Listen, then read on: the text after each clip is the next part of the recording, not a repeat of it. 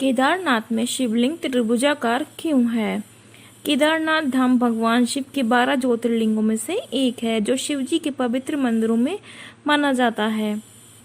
4 धाम यात्रा में केदारनाथ धाम के कपाट खुल चुके हैं। केदारनाथ धाम भगवान शिव के 12 ज्योतिर्लिंगों में से एक है। यह शिव जी के सबसे पवित्र मंदिरों में माना जाता है। साथ ही ये पंच केदार तीर्थ स्थलों में से पहला है।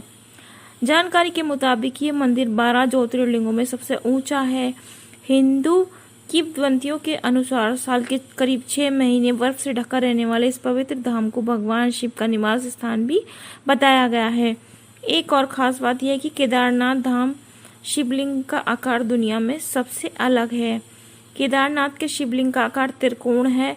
इसकी परिधि 12 फीट और ऊंचाई भी करीब 12 फीट ही है। मंदिर के सामने पार्वती और 5 पांडव राजकुमारों के चित्र हैं।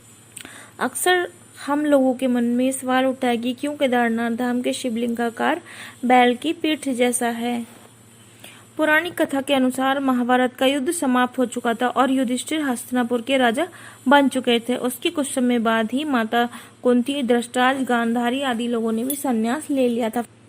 फिर एक दिन हस्तिनापुर की सभा में कुछ ब्राह्मणों ने पांडवों को बताया कि उन्होंने युद्ध में अपने भाइयों की हत्या की है और उस पाप को मिटाने के लिए उन सभी लोगों को भगवान शिव की उपासना करनी पड़ेगी।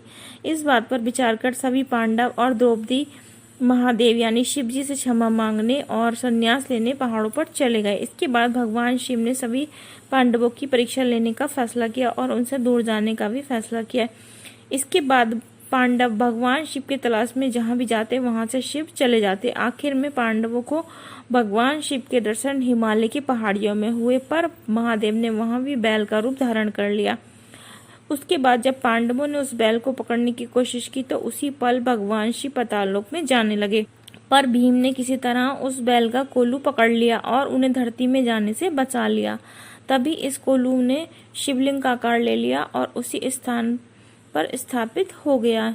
कहा जाता है कि पांडवों ने यहाँ पर भगवान शिव की पूजा अर्चना की थी, जिससे प्रसन्न होकर भोलेनाथ ने इनके सभी पाप माफ कर दिए थे।